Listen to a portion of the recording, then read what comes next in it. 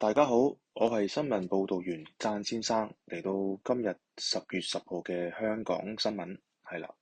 咁八仙嶺咧，呢個八仙嶺山火報假案，8歲男童咧，昨晚咧就到呢個警署承認虛假嚇，遭呢個警方嘅口頭警告嘅。10月9號，即係昨日10月9號下晝，警方接報八仙嶺呢個孤峰有多名師生被困山火，出動陸空搜索近4小時，最終證實係冇呢件事嘅。有人虛報，列呢個浪費警力咁樣去跟進嘅。警方就稱一名8歲男童咧於昨日晚上前往警署承認曾致電999報案中心虛報有關嘅案件。人員初步調查後咧，向該名男童咧發出口頭警告。其後就獲准離開啦。你而家啲小朋友咧真係要教育下嘅。唔可以亂咁報案啦，係咪？如果個個小朋友都咁模仿嘅話咧，我諗警方同埋其他啲譬如話嗰啲消防隊伍嗰啲都十分之繁忙，係咪搞到佢哋咧？你本身係明明係冇事嘅，你又要吹到咁大件事，報晒警，浪費警力，係咪？即係好似一啲古仔咁樣話狼來了，係咪？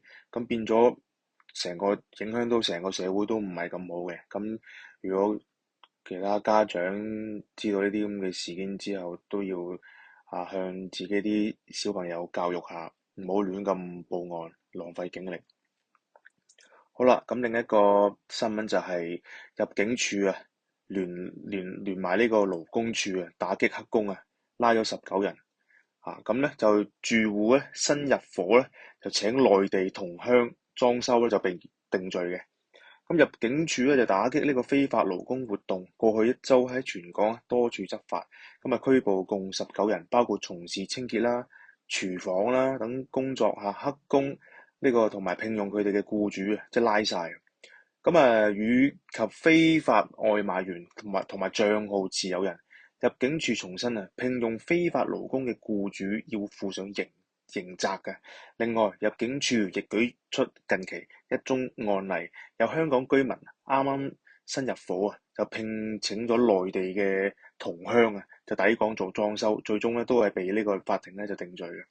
入境處特遣隊副指揮官阿李 Sir 就稱過去一周裏邊即係10月2號至9號入境處於全港多區進行呢個反非法勞工行動，包括聯同勞工處嘅做呢個光影行動突擊巡查133個目標地點包括食肆同埋物流倉，拘捕19人，包括13名非法勞工、3名僱主同埋3名協助及教唆者。其中光影行動中人員經過情報分析及調查，鎖定非法外賣員活躍嘅地區聯同勞工處人員一周內採取多次聯合行動拘捕8人，包括5名非法外賣員同埋3名帳號持有人。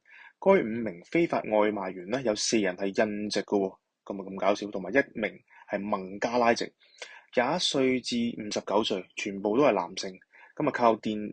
靠單車送外賣，而3名帳號持有人係男性香港居民，28至50歲嘅，佢哋涉嫌協助教唆非法勞工從事外賣工作同埋串謀詐騙被捕。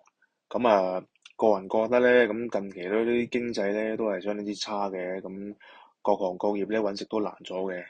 好多本地人咧，為咗慳錢啊嘛，咪請一啲外勞或者請一啲非法勞工咁樣。其實咧對呢個本土市場咧都係唔係咁公平嘅。希望政府都要打擊呢啲咁嘅罪行㗎啦。減少令到香港本土人更加具有公平公正係咪？令到香港嗰個經濟更加好啦。好啦，去到另一單新聞啦，就係呢個輕鐵後生仔咧就逃票，就想跑嘅，就想離開嘅。3個港鐵嘅職員咧就包圍佢。事發咧就係呢個發生喺呢個濕地公園天水圍濕地公園呢個輕鐵站呢個月台咧泊卡呢個旁邊嗰個欄杆啦，有一名年輕白衣男子咧就被兩名港鐵男職員咧就包圍，白衣男咧就奮力掙扎想離開嚇，咁啊但係咧就職員咧就捉住佢唔俾佢走，咁啊隨後一名女職員咧就加入包圍行動喎，就即係三個職員就捉住嗰個男仔，咁啊白衣男咧就想再次逃走，咁可惜咧就走唔到啦，最終都係俾職員包圍住。咁呢啲咁嘅社會上經常都發生㗎啦。咁好多時咧，啲輕鐵咧，始終你都知道唔同嗰啲西鐵站啊咁樣，佢有一個閘口，咁樣一定要拍卡先入到去或者離開嘅。咁西鐵站咧輕鐵站咧就係冇呢樣嘢嘅。咁其實就自出自入嘅。咁最主要都係靠你人民市民去好呢個好主動好呢個自發嘅。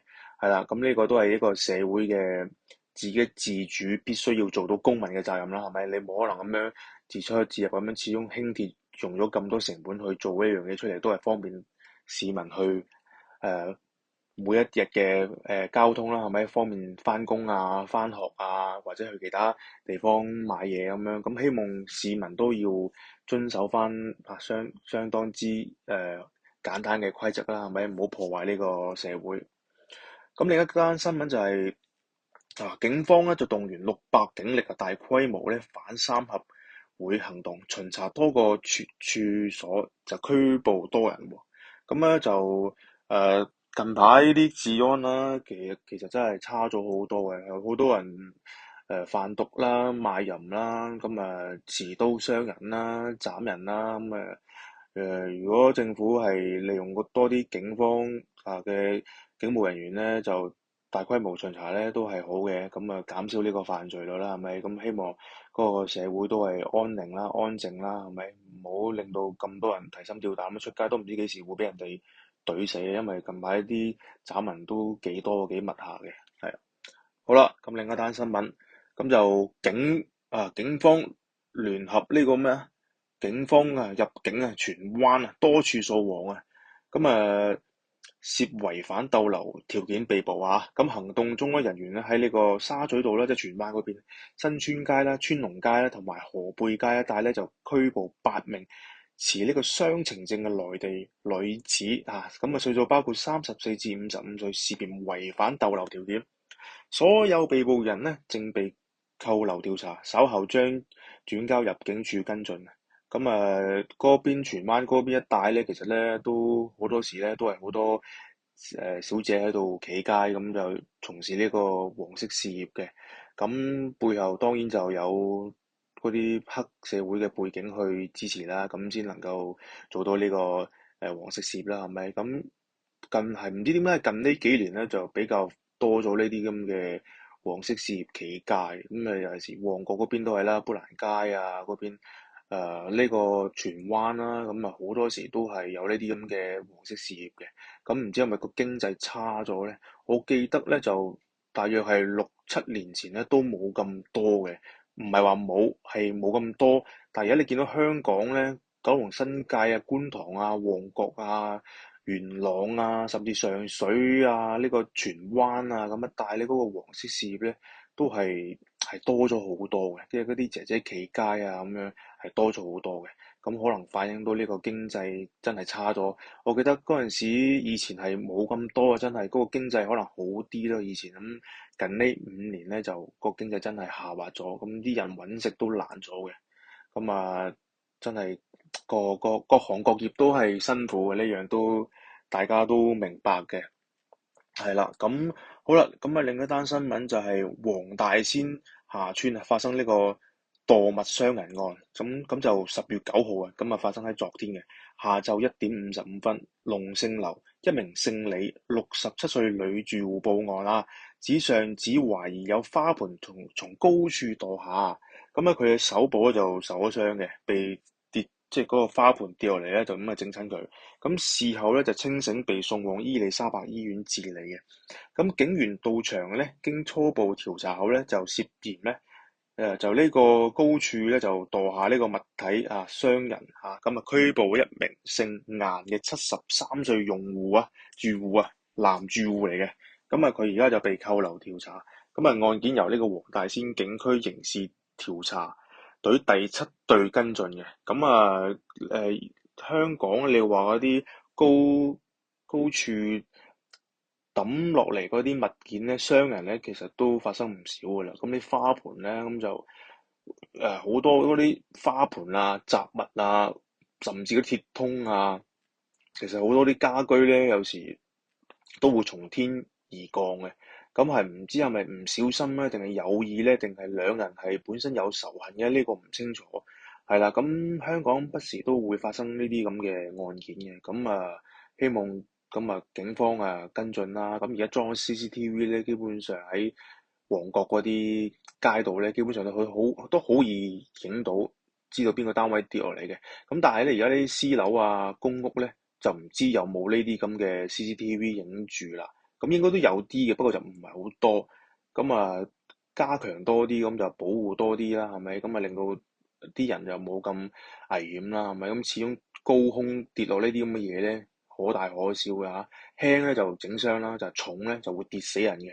咁啊，好多時啲腦部咧就啲高空雜物咧就會係撞擊到個頭部啊，或者嗰啲某啲神經咧都會即場斃命嘅。咁呢個係啦，咁啊呼籲大家啊小心啲啦，盡量唔好將啲嘢抌落街啦，係咪？咁啊好啦，新聞就到呢度。咁我係新聞報導員贊先生。